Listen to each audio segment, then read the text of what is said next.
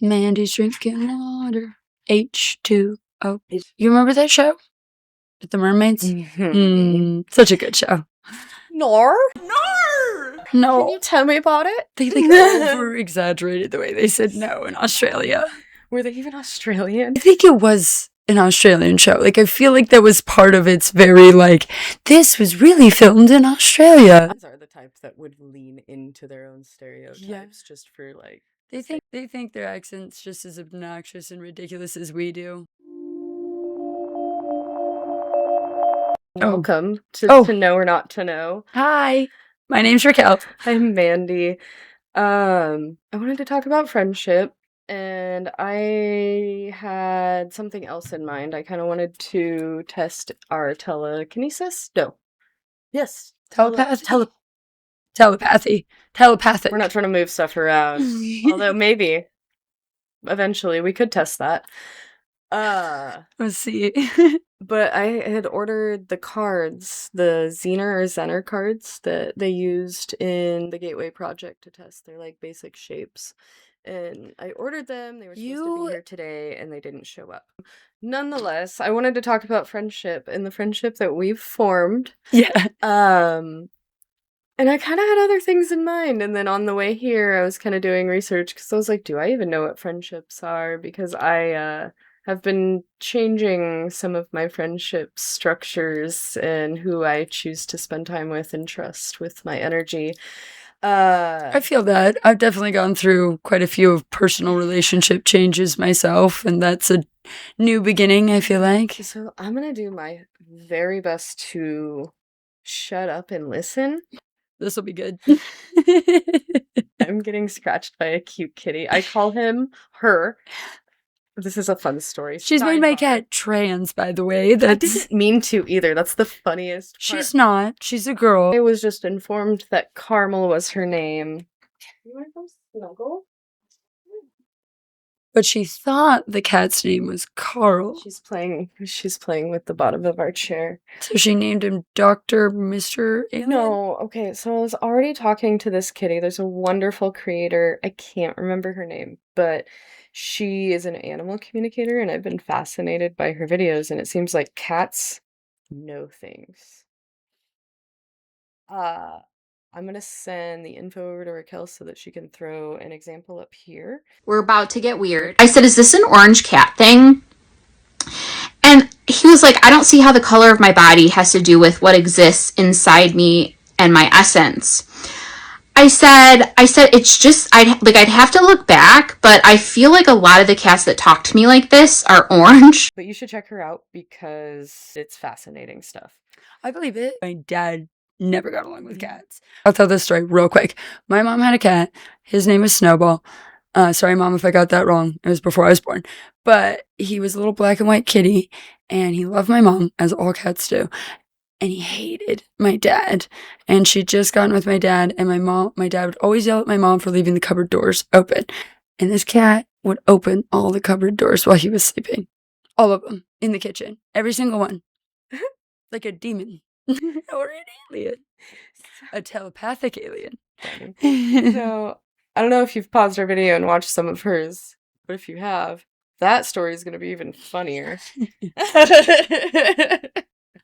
Because I'm over here, like, giggling so hard inside thinking about all the things I know that she doesn't even know. Not yet. But yeah, this cat. So I was whispering and talking to the kitty cat last time. We were making the drink. We were about to.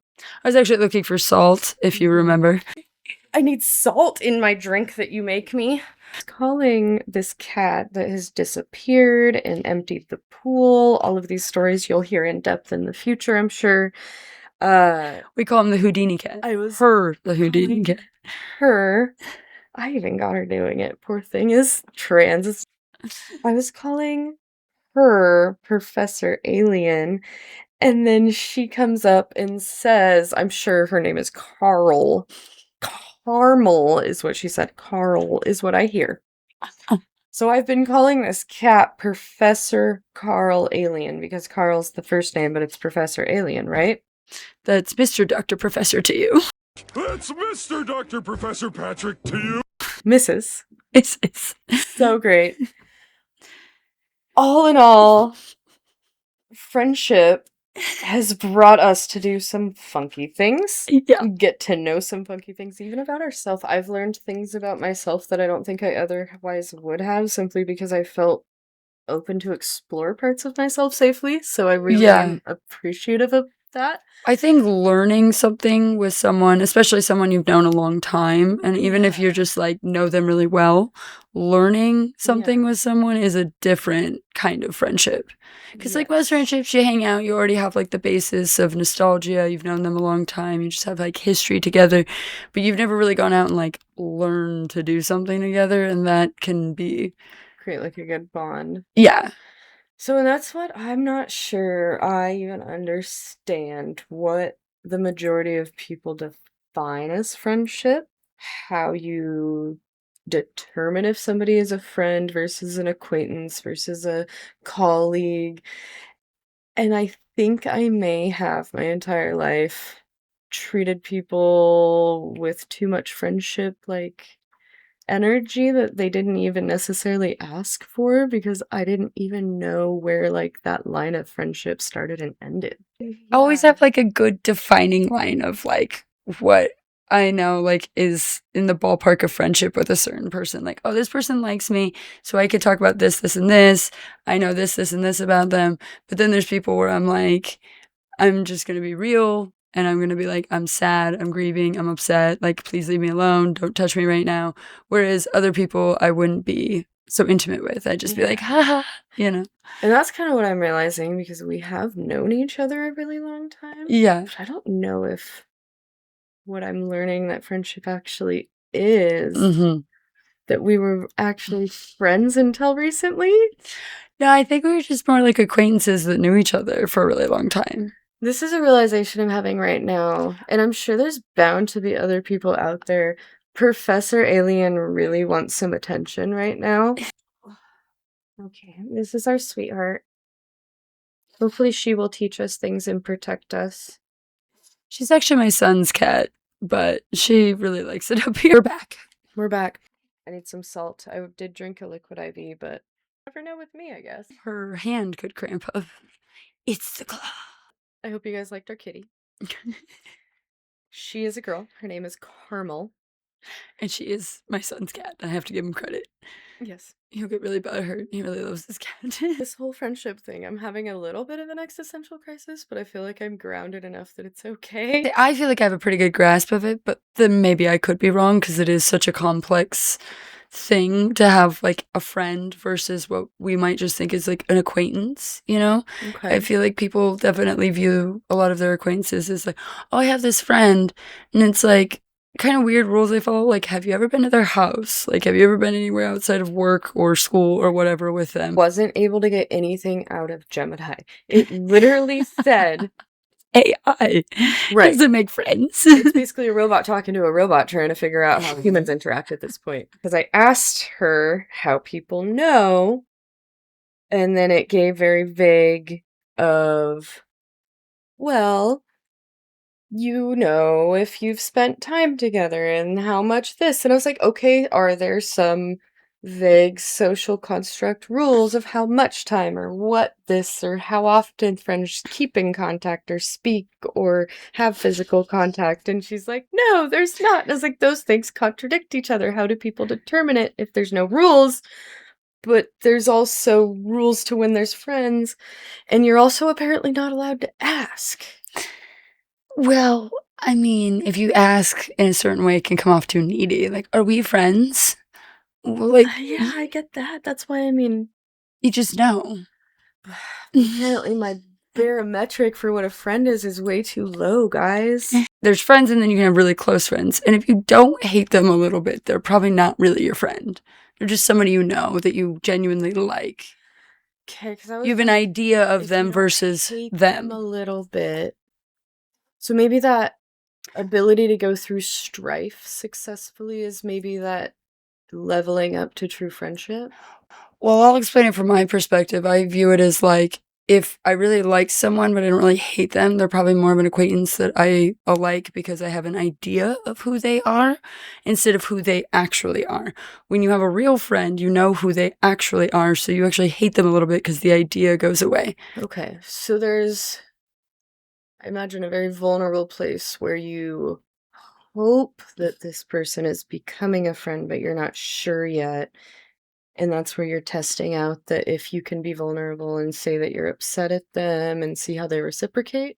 Yeah, if they don't, Do you do intentional tests or does that just naturally happen? just naturally happens. I feel like if you're doing intentional tests, you already aren't friends with them. You just don't trust them already. Okay, and that's fair. I don't take part in these tests. I've just heard of them and seen them in sitcoms. Can I ask you if anybody taught you these things, like a parent or a mentor in your life when you were young? Yeah, I mean, sure, along the way, pieces of advice that you get from people, So you just like, picked up on things. yeah, just be kind of told, like, that's not a real friend. Or, a real friend would never do that to you. Or it's small little, like, things that start out as, like, obviously childhood. That's why we have, like, cartoons and vibrant songs to teach children these things. But then you get to a point where it's like, oh, but a real friend really wouldn't treat you that way. Okay. Gosh, and I know those things like fundamentally, and I teach my kids those things. Kind of, I guess, unravel, is that just an autism thing? I just, Or is that like a traumatized thing? Or did I just like get it mixed up somewhere and. no, surprising, you're just kind of a forgiving person. Which is not a bad thing, but Huh. you can be guilty of giving too many people too many chances sometimes. You know what I mean? Interesting. Okay. And this is not supposed to be like the Mandy show and poor me. I'm just like legitimately, I'm hoping other people can learn from this. Yeah, if anybody has any like, ooh, I wish you would have said this, please like say it down below. This has been really fun developing a friendship. Sorry. It's I'm still supposed to be taking it fun. over. But Having a yeah, I'm analyzing, so how do you determine when a friendship's over? Because I feel like I have always, and I feel like this is wrong, but I'm going to describe what I do first. Okay. I don't think I allow myself to end a friendship until something significantly hurtful happens. Like I have to have like a reason to explain why that friendship ended, I guess. And I need there to be like a clear-cut tie. And that confuses me if that's not there. So There's just no closure with the end of a friendship. You know when a friendship's over. If you are the one that's always giving and they're the one that's always taking, or vice versa, if you're only taking from that person and they're only giving, that's not a friendship. That should end. That's toxic. You're either the toxic person or they're the toxic person. It can go both ways. You're not always the best person. and then the fizzle out, like ghosting, what is ghosting wrong? Yeah. I don't support But ghosting. then I think ghosting is horrible. there is no closure and you can't just say you're not friends anymore. Is that not what ghosting is? There's nothing wrong. No, ghosting is just like, hey, you want to hang out? Never going to talk to him again. Just I'm going to look at my phone. I'm not going to answer their phone Okay. calls. Versus, and I won't like reiterate, but like the friendship that seems to have just ended for me, you know the details. Yeah. That's like a normal, that's not ghosting. That's like pretty No. clearly it's ended friendship. It's an understanded thing. Nothing needs said. Right? Both people know that it's over. That's fine. And it's like, it sucks. It's hurtful. It's painful. Like there's a piece of you that like kind of breaks off from itself. That was who you were and now it's not you anymore. And for them, the same. But why like, can't we as society be more clear? Because now I'm wondering how often I've had friendships ended because of something I've done that I'm not even aware of. No opportunity was given to me to prepare. Things fizzled out. I had no idea why that was a friendship ended, but I'm under the impression that that person I knew was a friend and I would smile at them and try to start a conversation in public because I'm still their friend.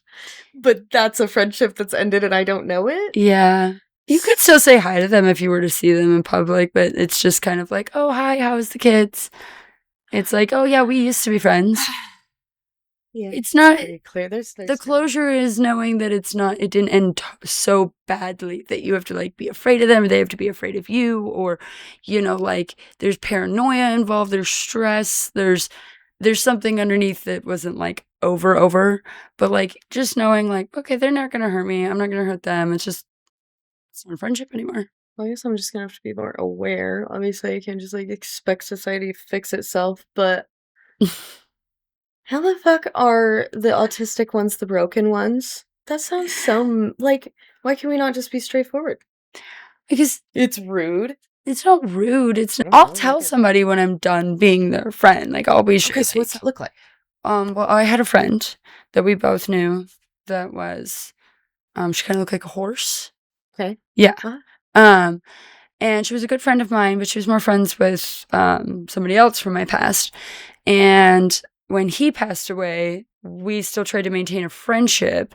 And like before I had kids, she wanted to have like 5 kids. She had like all these plans and everything. And then she decided not to have kids. Nothing wrong with that, but I did. I have 5 kids.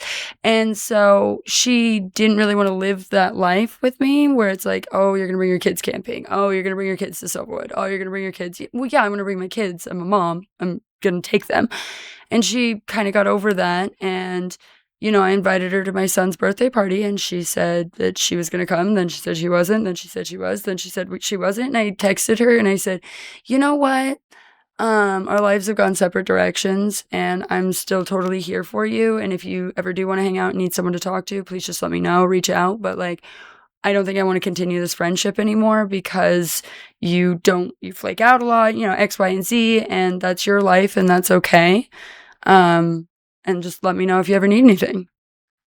I'm starting to realize that why our friendship is developing in a healthy way. I also am recognizing that that's not normal.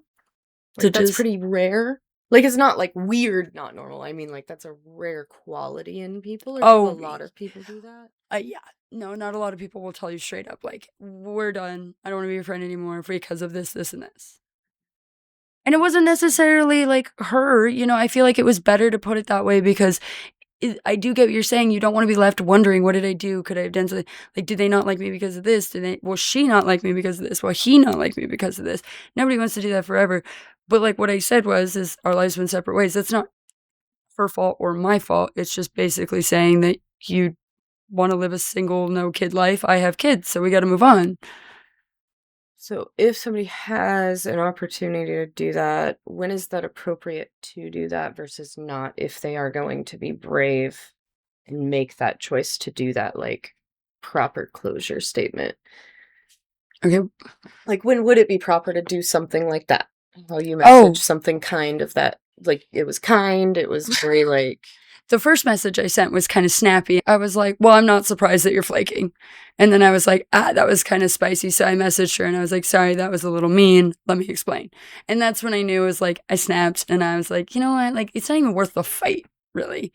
And like, why would I fight with somebody who just wants to live a different life? You guys were in and active a little bit versus like, if you guys had fizzled out, you wouldn't out of the blue have sent that message ever.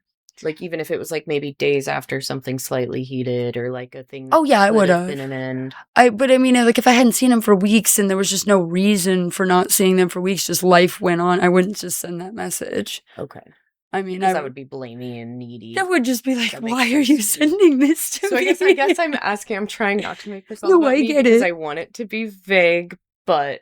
So, like, the situation that you know about with my friend where we did have a little bit of a heated tiff, there was no follow-up, putting something together to officially, like, say something kind would be an appropriate move or no? No, that would have been a perfect time. If you were, like, upset. Would have been, but it's too late now? No, I think it's fine now. It's only been a few days and she was traveling, so I think that's courteous to give her time to travel before she has to think about it. Well, thank you for letting me make that very specific and personal, like you're my therapist. No, it was fun. I do also hope other people can benefit from it. And if you have any further advice that I didn't mention or questions that Mandy didn't ask, we're happy to go over it if you like our advice and our stories, but life's hard for friendships, relationships, anything deep in life is hard. Yeah. So, and then I mean, deep is hard.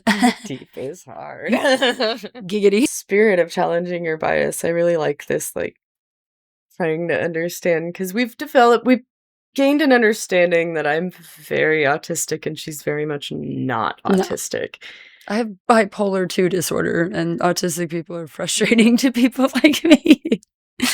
I'm like, just do it. We both are so confused how this friendship is like becoming as strong as it is. We like joke about it, which is so fun because I do need clarity, and she's been able to give me a lot of clarity, and we've been able to I've been able to ask and talk about our friendship growing, and specifically, which And has been that so great. So if you have a friend that is autistic, maybe break some social norms if you care about them, and be a yeah. little bit extra clear, because we kind of need that. We're like And really how struggling out here, apparently. and hell, if I can do it, you can do it. Be clear with people. If you don't want to be friends with them anymore, don't be friends. If you have a reason for liking something or not liking something, have a backbone. Just say it, Don't weave around the bushes. So much kinder. Yeah, it And I gets think annoying. even like autistic or not, I think people struggle with that, whether they have social understanding or not. It's just a generation of people that have a really hard time with like confrontation,